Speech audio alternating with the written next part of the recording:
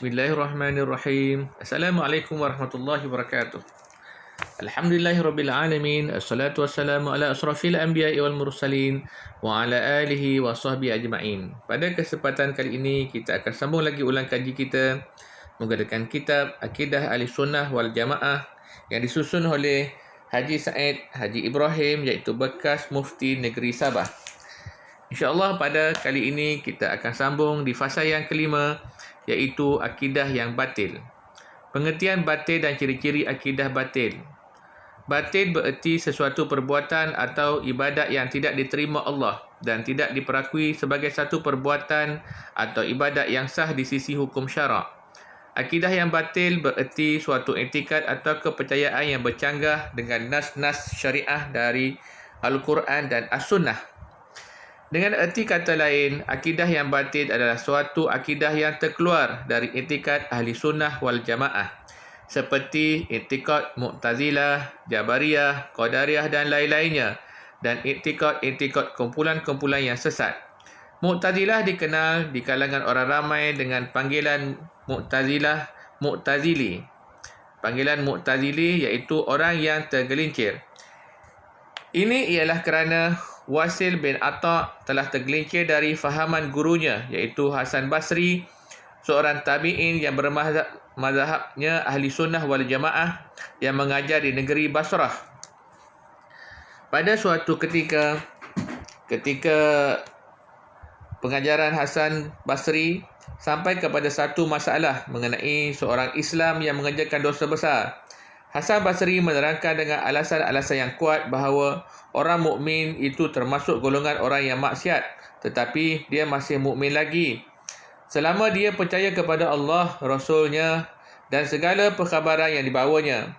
Pendapat Hasan Basri ini telah dibangkang oleh muridnya, iaitu Wasil bin Atta'. Wasil berkata, orang yang mengerjakan dosa besar tidak lagi dikira sebagai seorang mukmin, tetapi dia tidak pula menjadi kafir.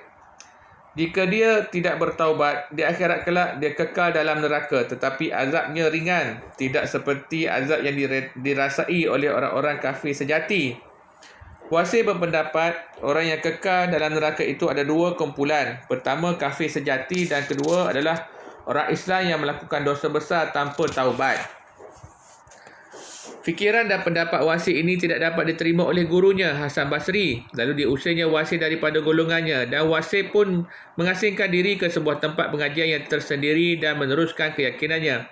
Fikiran Wasil ini telah disokong oleh Umar bin Ubaid yang menyebabkan terbentuknya satu mazhab tersendiri yang dikenal dengan nama mazhab Mu'tazilah, di mana Wasil bin Atta' adalah pemimpin dan penganjur mazhab Mu'tazilah itu.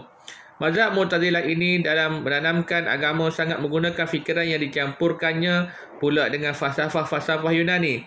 Dengan kegiatan penganjur-penganjur mazhab Mu'tazilah, dalam masa yang singkat sahaja mazhab tersebut telah berkembang dengan rancak dan pesatnya mempengaruhi etikad manusia.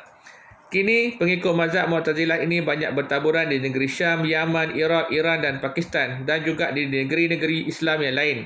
Fahaman Mu'tazilah ini sama ada disedari atau tidak telah menyeludup melalui ajaran-ajaran Islam. Mazhab Mu'tazilah ini mulai tumbuh di Basrah yang dipelopori oleh Wasil bin Atta' dan Umar bin Ubaid.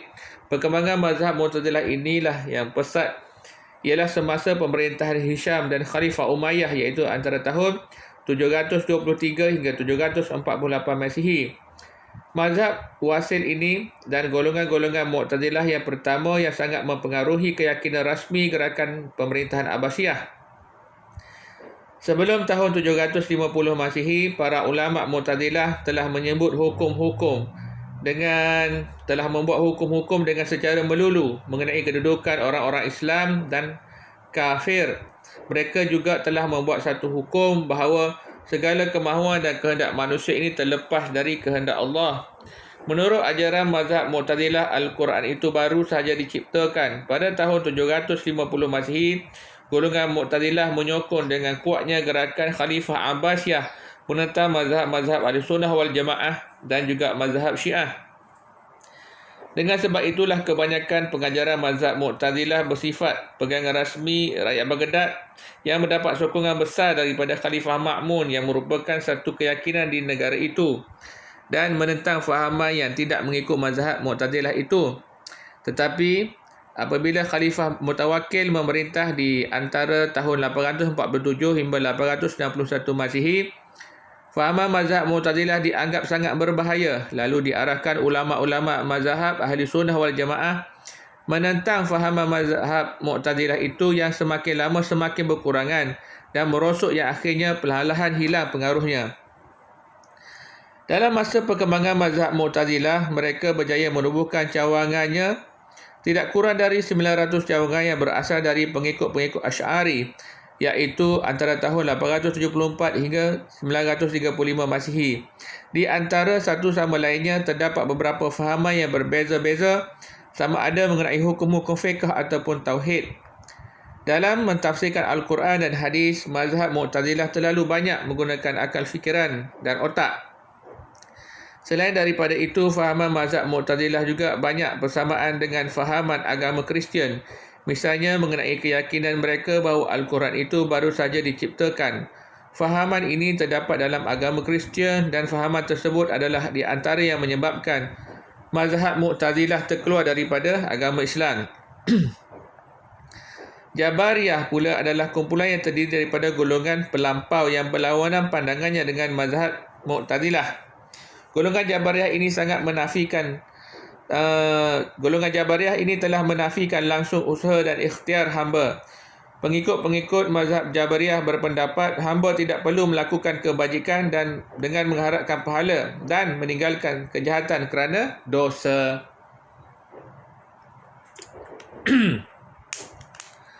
Pengikut-pengikut mazhab Jabariyah ini tidak mahu menggunakan langsung akal fikirannya yang dikurniakan oleh Allah Subhanahu Wa Taala kepadanya, kerana mereka menganggap bahawa semua usaha ikhtiar hamba itu sia-sia belaka. Dengan sebab itulah pengikut-pengikut mazhab Jabariyah lebih suka duduk berdiam diri sahaja. Mereka tidak mahu beramal ibadat kepada Allah hanya kerana mereka berserah bulat-bulat kepada Allah tanpa usaha dan berikhtiar. Apabila mereka melakukan dosa terhadap Allah, mereka berkata, kita adalah sebagai bulu dan ranting kayu sahaja. Kemana ditiup angin ke sanalah kita pergi. Dengan erti kata yang lain, mereka menyerahkan segala untung nasibnya kepada Allah tanpa menjalankan usaha dan ikhtiar untuk mencapai kebahagiaan dan menolak daripada kecelakaan. I'tiqad Jabariyah ini adalah suatu i'tiqad yang sesat dan bertentangan dengan nas Al-Quran, yang mana di dalam Al-Quran telah ditegaskan bahawa satu-satu kaum atau bangsa tidak akan berubah nasibnya selagi mereka sendiri tidak mengubahnya. Firman Allah Ta'ala, Inna Allah la yughayyiru ma biqaumin hatta yughayyiru ma bi anfusihim. Sesungguhnya Allah tidak mengubah apa yang ada pada suatu kaum sehingga mereka mengubah apa yang ada pada diri mereka sendiri. Surah Ar-Ra'd ayat 11. Firman Allah Ta'ala ini membawa erti seseorang hamba yang mengharapkan nasib yang baik perlulah mereka menjalankan usaha ikhtiarnya. Kalau tidak berbuat demikian, sudah pasti mereka tidak akan mencapai segala apa yang dicita-citakan. Firman Allah Ta'ala ini juga memberi erti Allah Subhanahu Wa Ta'ala menyuruh dan menggalakkan hamba-hambanya bekerja dan berusaha tanpa berpeluk tubuh dan berpangku diri saja. Dalam Al-Quran terdapat beberapa ayat yang menunjukkan bahawa nasib seorang hamba itu adalah mengikut usaha dan ikhtiar mereka sendiri. Yang pertama, firman Allah Subhanahu Wa Ta'ala, Tilka ummatun qad khalat laha ma kasabat walakum ma kasabtum wala tusluna amma kanu ya'malun. Surah Al-Baqarah ayat 134, yang bermaksud mereka itu adalah satu umat yang telah lalu sejarahnya. Bagi mereka balasan apa yang telah mereka usahakan dan bagi kamu pula balasan apa yang kamu usahakan. Dan kamu tidak akan ditanya atau dipertanggungjawabkan tentang apa yang mereka telah lakukan. Yang kedua, firman Allah Ta'ala, Lirrijali nasibum mimmak tasabu walin nisa'i nasibum mimmak tasabna. Orang-orang lelaki ada bahagian-bahagian daripada apa yang mereka usahakan, dan orang-orang perempuan pula ada bahagian daripada apa yang mereka usahakan. Maka berusahalah kamu. Surah Nisa ayat 32. Dalam surah yang sama Allah Subhanahu wa taala berfirman, "Wa may yaksib isman fa innama yaksibuhu 'ala nafsihi wa kana Allahu 'aliman hakima." Dan sesiapa yang melakukan suatu dosa, maka sesungguhnya ia hanya mengerjakannya untuk menjadi bala bencana yang menimpa dirinya sendiri. Dan ingatlah, Allah sentiasa mengetahui lagi maha bijaksana. Surah Nisa ayat 111. Berdasarkan nas-nas tersebut, nyatalah dengan jelasnya kesesatan mazhab Jabariyah yang menafikan langsung usaha dan ikhtiar hamba. Selain daripada intikat tersebut, mazhab Jabariyah itu tidak mahu menggunakan akal fikirannya untuk memikirkan sesuatu peristiwa yang terjadi di alam dunia ini. Padahal Allah menjadikan segala apa yang ada dalam dunia ini adalah untuk manusia memikirkan kekuasaannya. Ini telah ditegaskan oleh Allah Subhanahu wa taala dalam firman-Firman-Nya. Inna fi khalqis samawati wal ard wa ikhtilafil laili wan nahari wal fulki allati tajri fil bahri bima yanfa'un nas wa ma anzalallahu minas sama'i min ma'in fa ahya bihil arda ba'da mautiha wa bassa fiha min kulli dabbatin wa tasrifir riyahi washabil musakhari bainas sama wal ardi la ayatin liqaumi ya'qilun. Sesungguhnya pada kejadian langit dan bumi, dan pada pertukaran malam dan siang, dan pada kapal-kapal yang berlayar di laut dengan membawa benda-benda yang bermanfaat kepada manusia, demikian juga pada air hujan yang Allah turunkan dari langit, lalu Allah hidupkan dengannya tumbuh-tumbuhan di bumi sesudah matinya, serta ia biarkan padanya berbagai-bagai jenis binatang. Demikian juga pada peredaran angin dan awan yang tunduk pada kuasa Allah yang terapu-apu di antara langit dan bumi. Sesungguhnya pada kesemuanya itu ada tanda-tanda yang membuktikan keesaan Allah, kekuasaannya, kebijaksanaannya dan keluasan rahmatnya bagi kaum yang mahu menggunakan akal fikiran. Surah Al-Baqarah ayat 164. Firman Allah, wa huwa allazi madal arda wa ja'ala fiha rawasiya wa anhara wa min kulli samarati ja'ala fiha zawjayn isnayn yughsil layla nahar wa inna fi zalika laayatin liqaumin yatafakkarun. Dan dialah yang menjadikan bumi ini terbentang, menjadikan kepadanya gunung-gunung ganang yang terdiri kukuh, serta sungai-sungai yang mengalir, dan dari tiap-tiap jenis buah-buahan. Ia jadikan padanya pasangan dua-dua. Pasangan dua-dua ia juga melindungi siang dan malam silih berganti. Sesungguhnya semuanya itu mengandungi tanda-tanda kekuasaan Allah bagi kaum yang mahu berfikir. Surah Ar-Ra'd ayat yang ketiga. Dengan keterangan ayat-ayat tersebut terbuktilah bahawa Allah jadikan akal fikiran agar manusia itu menggunakannya untuk memikirkan segala apa yang terjadi di sekitar alam ini, kerana dengan akal lah mereka itu dapat menimbang buruk baiknya pekerjaan. Dengan akal juga mereka dapat memperolehi segala apa yang dicita-citakan. Selain daripada intikat-intikat tersebut, terdapat pula beberapa intikat mereka yang sesat lagi, yang mana intikat-intikat itu sama ada serupa dengan intikat-intikat mazhab Mu'tazilah. Antaranya adalah yang pertama, syurga dan neraka kedua-duanya akan rosak binasa. Yang kedua, manusia tidak berkuasa langsung ke atas sebarang apa jua pun, malah mereka itu adalah sebagai benda yang keras saja. Yang ketiga, manusia tidak boleh melihat Allah pada hari akhirat kelak. Keempat, Al-Quran adalah karangan manusia sahaja. Yang kelima, sesiapa pun kenal dengan Allah walaupun mereka tidak mengucap dua kalimah syahadat, mereka tidak boleh dianggap kafir. Dan yang keenam, Allah tidak mempunyai sifat kamalat, iaitu sifat kesempurnaan. Iktikad mazhab Jabariyah yang sesat ini ialah iktikad yang dikembangkan oleh Jaham bin Safwan Al-Farisi, iaitu salah seorang daripada pemimpin mazhab Jabariyah. Pengikut-pengikutnya dikenal dengan nama mazhab Jahamiyah.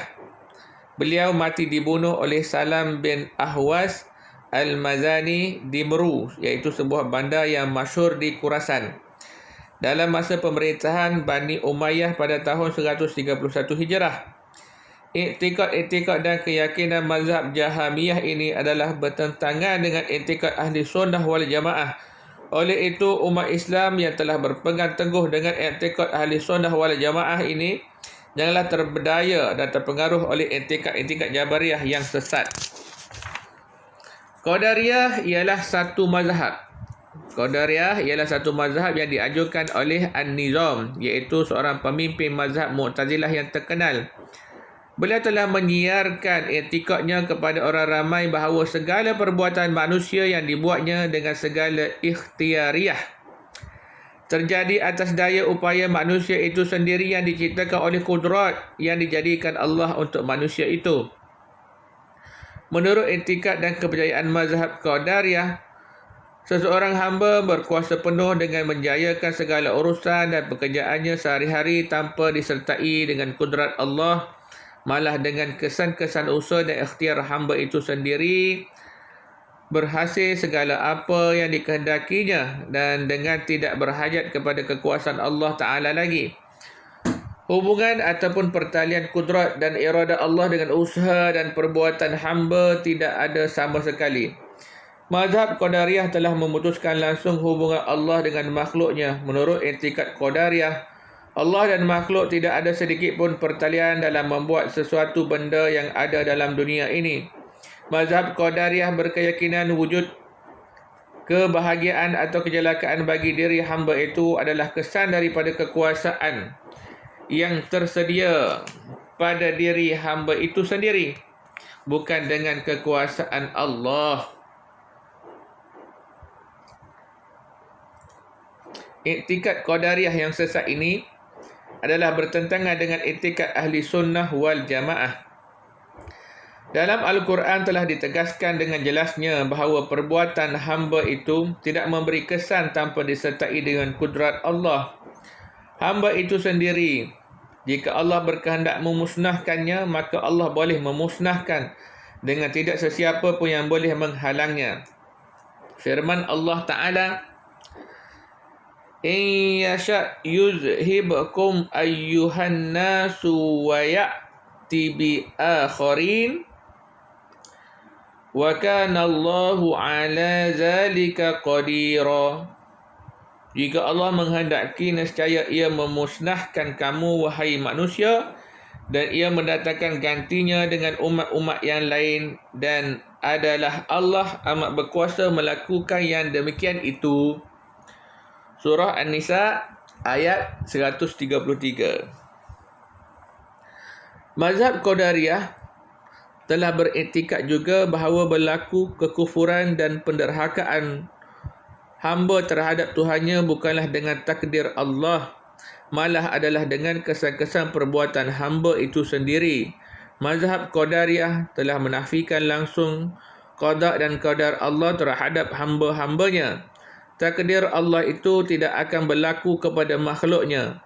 Iktikad mazhab Qadariyah ini merupakan suatu iktikad yang sesat dan batil, kerana iktikad mereka itu mengandungi arti bahawa Allah Ta'ala tidak bertanggungjawab kepada makhluknya yang bersifat lemah.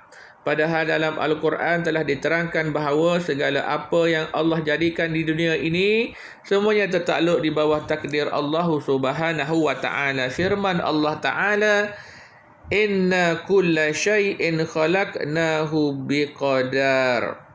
Sesungguhnya kami menciptakan setiap sesuatu menurut takdir yang telah ditentukan. Surah Al-Qamar ayat 49. Berdasarkan firman Allah Ta'ala tersebut, nyatalah kebenaran iktikad Ahli Sunnah wal Jamaah bahawa perbuatan hamba itu tidak memberikan apa-apa kesan tanpa disertai dengan kudrat Allah. dan kekufuran atau pendahakan yang dilakukan oleh hamba itu adalah dengan takdir Allah, bukan semata-mata kesan pekerjaan hamba sahaja. Andainya hamba itu mempunyai kudrat sendiri dan berkuasa penuh menjadikan sesuatu benda, tentu tidak akan didapati seseorang manusia pun dalam alam dunia ini hidup menderita dan miskin, kerana kesemua manusia berkehendak hidup mulia, bahagia dan kaya raya, padahal beberapa banyak manusia didapatinya tidak mencapai segala apa yang dikehendakinya. Ini adalah satu kenyataan yang bukti dan jelas bahawa segala usaha dan pekerjaan hamba-Nya itu tidak terlepas daripada kekuasaan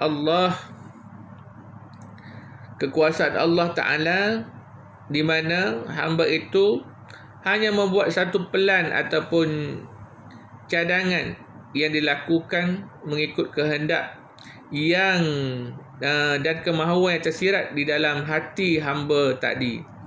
Tetapi pelaksanaannya adalah tertakluk di bawah kudrat dan iradat Allah Subhanahu wa Ta'ala.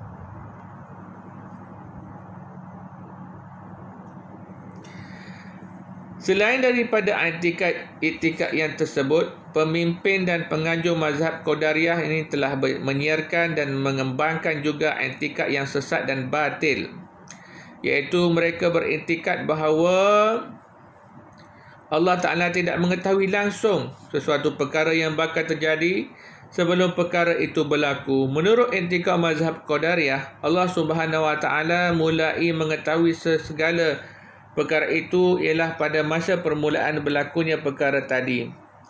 Iktikad mazhab Qadariyah seperti tersebut bertentangan juga dengan iktikad ahli sunnah wal jamaah dan nas-nas Al-Quran. Dalam Al-Quran telah termaktub beberapa keterangan yang membuktikan bahawa segala perkara dan peristiwa yang berlaku di sekitar alam dunia ini semuanya diketahui oleh Allah Ta'ala. Sebagaimana keterangan-keterangan dan dalil-dalil berikut. Yang pertama, firman Allah Ta'ala, wa huwa Allahu fis samawati wa fil ardi ya'lamu sirrakum wa jahrakum wa ya'lamu ma taksibun. Dan dialah Allah yang disembah dan diakui kekuasaannya di langit dan di bumi. Dia mengetahui apa yang kamu rahsiakan dan apa yang kamu lahirkan. Dan dia juga mengetahui apa yang kamu usahakan. Surah Al-An'am ayat yang ketiga. Yang kedua, firman Allah, Qul in tukhfu ma fi sudurikum aw tubduhu ya'lamuhu Allah wa ya'lamu ma fis samawati wa ma fil ard wallah.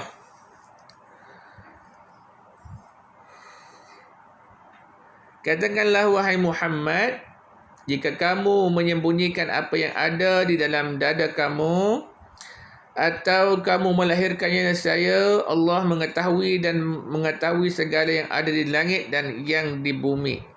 Dan Allah amat berkuasa atas tiap-tiap sesuatu. Surah Ali Imran ayat 29.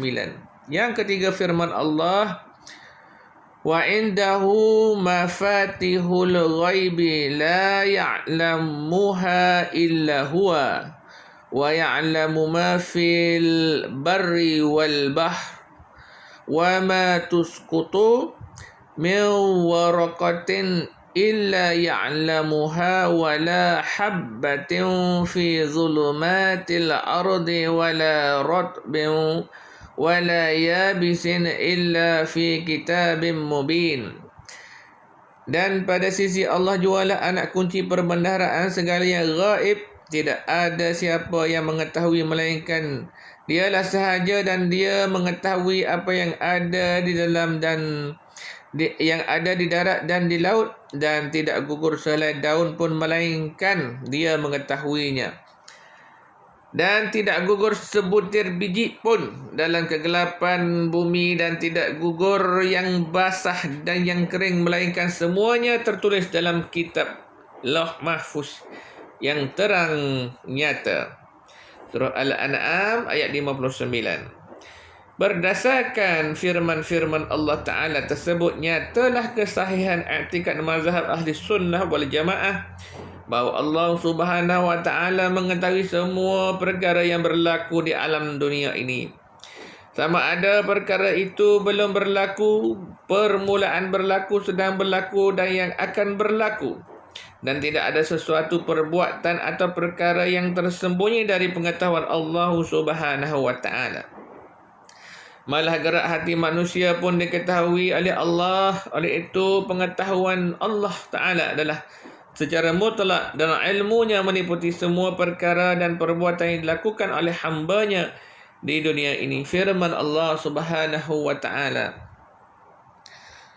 wa anna Allah qad ahata bi kulli syai'in ilma. Surah Talaq ayat 12. Allah tetap meliputi ilmunya akan tiap-tiap sesuatu. Firman-firman Allah Ta'ala tersebut juga membuktikan bahawa golongan mazhab Qadariyah ini adalah golongan yang sesat. Akidah mereka adalah akidah yang batil. I'tikad mereka terkeluar daripada i'tikad ahli sunnah wal jamaah.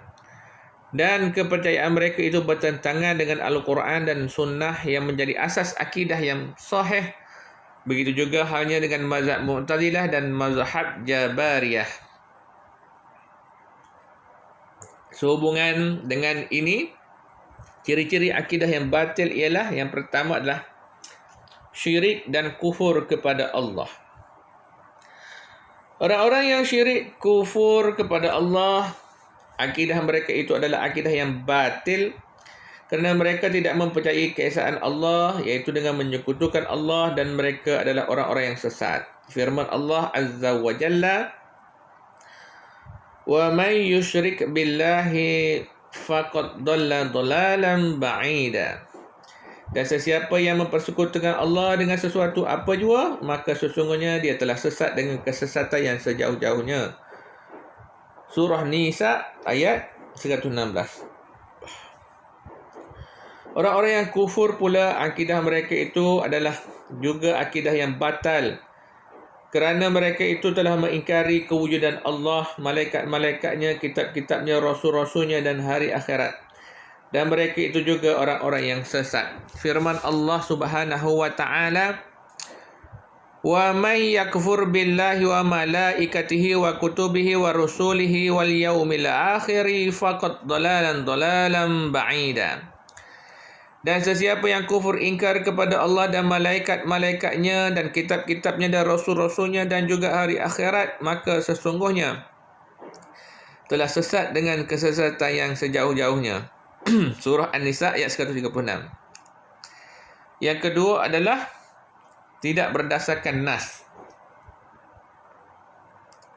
Akidah yang tidak berdasarkan nas-nas syarak, iaitu dalil-dalil syariah daripada Al-Quran dan As-Sunnah, adalah akidah yang batil kerana keimanan mereka itu tidak mengenai ketuhanan dan kerasulan, tidak berdasarkan wahyu-wahyu ilahi iaitu Al-Quran dan Al-Hadis, di mana akidah yang sahih itu adalah berdasarkan Al-Quran dan As-Sunnah. Misalnya kewujudan Allah Subhanahu wa Ta'ala adalah berdasarkan firman Allah Ta'ala, huwallahu alladzi la ilaha illa huwa alimul ghaibi wasyahadah huwar rahmanur rahim. Dialah Allah yang tidak ada Tuhan melainkan Dia yang mengetahui perkara yang gaib dan yang nyata. Ialah yang amat pemurah lagi maha mengasihani. Surah Al-Hasyr ayat yang ke-22. Dan keesaan Allah adalah berdasarkan firman Allah Ta'ala, qul huwallahu ahad Allahus samad lam yalid wa lam yulad wa lam yakul lahu kufuwan ahad. Katakanlah wahai Muhammad, Tuhanku ialah Allah yang Maha Esa, Allah yang menjadi tumpuan sekalian makhluk untuk memohon sebarang hajat. Ia tidak beranak dan ia pula tidak diperanakkan, dan tiada ada sesiapa pun yang setara dengannya. Surah Ikhlas ayat 1 hingga 4. Yang ketiga, akidah yang batil adalah yang mengikut logik akal semata-mata. Dalam ilmu akidah ataupun aqaid al-iman ataupun ilmu tauhid, mengenal dan membuktikan kewujudan Allah dan keesaannya boleh dilakukan dengan dua cara, iaitu mengenal nama-nama Allah, sifat-sifatnya, zat-zatnya, dan berdasarkan dalil-dalil nakli, dan iaitu dalil-dalil Quran dan hadis. Dan boleh juga dilakukan dengan menggunakan akal fikiran dengan memikirkan kejadian alam sekelilingnya dan kejadian langit dan bumi dan makhluk-makhluk yang ada di antara kedua-duanya. Firman Allah Subhanahu wa taala, "Qul inzuru maza fis samawati wal ard." Katakanlah wahai Muhammad, perhatikanlah dan fikirkanlah apa yang ada di langit dan di bumi dari segala kejadian yang menakjubkan yang membuktikan keesaan Allah dan kekuasaannya. Surah Yunus ayat 101. Firman Allah Ta'ala ini tidaklah bermakna menyuruh umat manusia menggunakan akal fikiran mereka secara melulu mengikut logik akal semata-mata, tetapi hendaklah mereka itu menggunakan akal fikiran yang tidak bercanggah, iaitu selaras dengan akidah yang sahih yang berdasarkan Al-Quran dan As-Sunnah. Mereka yang menggunakan akal fikirannya untuk mengenal dan membuktikan kewujudan Allah dan keesaannya secara logik dan mantik semata-mata, akidah mereka itu adalah akidah yang batal dan etikad mereka itu samalah dengan etikad mazhab Jabariyah, dan mereka itu terkeluar daripada etikad Ahli Sunnah wal Jamaah. Yang keempat, kepercayaan yang sentiasa berubah. Mereka yang sentiasa berubah kepercayaannya dalam akidah mengenai kewujudan dan keesaan Allah ialah kerana etikad mereka itu tidak jazam ataupun tidak pasti dan tidak tetap, iaitu kepercayaan mereka terhadap Allah Ta'ala itu dalam keadaan syak, zan ataupun waham. Etikad kepercayaan seseorang yang tidak jazam ialah kerana mereka mengenal Allah itu bukan dengan dalil, malah mereka hanya mengikut dan menerima perkataan orang lain tanpa mengetahui dalil dan keterangan, di mana mereka itu dinamakan orang yang bertaklid yang dipertikaikan kesahihan imamnya. Berpunca dari inilah terdapat kepercayaan seseorang tadi yang sentiasa berubah kerana tidak mempunyai pegangan sendiri dan akidah mereka itu ialah akidah yang batal. Dan akhir sekali kita lihat kepada perbincangan dan kesimpulan akidah yang batil. Yang pertama, akidah yang batil ialah kepercayaan yang bertentangan dengan Al-Quran dan As-Sunnah atau yang terkeluar dari i'tikad Ahli Sunnah wal Jamaah seperti i'tikad Mu'tazilah, Jabariyah, Qadariyah dan i'tikad lain yang sesat.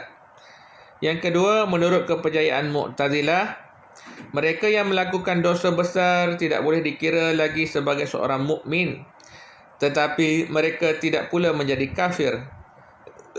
Jika mereka tidak bertaubat, mereka kekal di dalam neraka tetapi azabnya tidak seperti kafir asli. Yang ketiga, i'tikad. I'tikad iaitu kepercayaan mazhab Mu'tazilah. Orang-orang yang kekal dalam neraka itu ialah kafir asli dan orang-orang Islam yang mengerjakan dosa besar tanpa bertaubat. Yang keempat, mazhab Mu'tazilah ditubuhkan dan dipimpin oleh Wasil bin Atha yang telah tergelincir dari fahaman gurunya Hasan Basri, iaitu seorang tabi'in yang bermazhab Ahlussunnah wal Jamaah yang mengajar di negeri Basrah. Wasil telah mendapat sokongan daripada Umar bin Ubaid. Yang kelima, mazhab Mu'tazilah dalam memahamkan agama sangat menggunakan fikiran mereka yang dicampurkan dengan falsafah Yunani. Dan dalam masa yang singkat saja mazhab Mu'tazilah telah berkembang dengan luasnya yang mempengaruhi etikad manusia. Menurut ajaran mazhab Mu'tazilah, Al-Quran itu baru sahaja diciptakan dan dalam mentafsirkan Al-Quran dan hadis, mazhab Mu'tazilah terlalu banyak menggunakan akal fikiran mereka sendiri. Ketujuh, fahaman mazhab Mu'tazilah ini banyak persamaannya dengan fahaman Kristian. Misalnya, keyakinan mereka bahawa Al-Quran itu baru saja diciptakan. Fahaman ini adalah di antara yang menyebabkan mazhab Mu'tazilah terkeluar dari agama Islam. Yang ke-8, mazhab Jabariyah telah menafikan langsung usaha dan ikhtiar hamba. Menurut i'tikad kepercayaan mazhab Jabariyah, hamba tidak perlu mengerjakan kebajikan dan mengharapkan pahala dan meninggalkan kejahatan kerana dosa. 9. Pengikut-pengikut mazhab Jabariyah tidak mahu menggunakan akal fikiran mereka kerana mereka menganggap semua usaha ikhtiar hamba itu adalah tersia-sia belaka. 10. Pengikut-pengikut mazhab Jabariyah menyerahkan segala untung nasib mereka kepada Allah semata-mata, tanpa menjalankan unsur ikhtiar untuk mencapai kebahagiaan dan menolak kecelakaan. 11. Mazhab Jabariyah tidak mahu menggunakan akal fikiran mereka untuk memikirkan sesuatu perkara yang berlaku di alam dunia ini, padahal Allah menjadikan segala apa yang ada dalam dunia ini untuk manusia memikirkan kekuasaannya. Yang ke-12. Menurut kepercayaan mazhab Qadariyah, seseorang hamba berkuasa penuh menjayakan segala urusan dan pekerjaan mereka sehari-hari tanpa disertai oleh kudrat Allah Subhanahu wa taala. Ke-13. Mazhab Qadariyah beretikad dan mempercayai segala perbuatan manusia yang dikerjakan dengan sengaja ataupun ikhtiariyah adalah terjadi atas daya usaha, daya upaya manusia itu sendiri yang diciptakan oleh kudrat yang dijadikan Allah untuk diri manusia itu sendiri. 14. Kesan-kesan usaha dan ikhtiar hamba itu sendiri berhasil segala apa yang dikehendakinya tanpa berhajat kepada kekuasaan Allah Ta'ala. Perhubungan atau pertalian kudrat dan irada Allah dengan usaha dan perbuatan hamba tidak ada hubung kait. Yang ke-15, mazhab Qadariyah berkeyakinan wujud kebahagiaan atau kecelakaan pada diri hamba itu adalah kesan daripada kekuasaan yang tersedia pada diri hamba itu sendiri, bukan dari kekuasaan Allah. Yang ke-16, mazhab Qadariyah itu telah memutuskan langsung perhubungannya dengan Allah dengan makhluknya. Menurut etikad Qadariyah, Allah dan makhluknya tidak ada sedikit pun pertalian dalam memperbuat sesuatu benda yang ada di dalam dunia ini. Dan 17. Menurut etikad Qadariyah, berlaku kekufuran dan penderhakaan seseorang hamba bukanlah dengan takdir Allah, tetapi adalah kesan-kesan perbuatan hamba itu sendiri, dan mereka menafikan qada dan qadar Allah terhadap hambanya. Dan yang ke-18, akhir sekali, Allah tidak mengetahui sesuatu perkara yang akan terjadi sebelum perkara itu berlaku. Menurut etikad Qadariyah, Allah Ta'ala mulai mengetahui sesuatu perkara itu ialah pada masa permulaan berlaku perkara tadi. Itulah dulu antara perkara yang dinyatakan dalam akidah-akidah yang batil ataupun akidah yang tak betul lah, yang salah. Jadi setakat dulu ulang kaji kita. InsyaAllah kita akan sambung nanti fasa yang ke-6, iaitu berkenaan dengan penjelasan mengenai uluhiyah, insyaAllah. Jadi setakat dulu ulang kaji kita pada kali ini. Wabillahi taufiq wa hidayah. Assalamualaikum warahmatullahi wabarakatuh.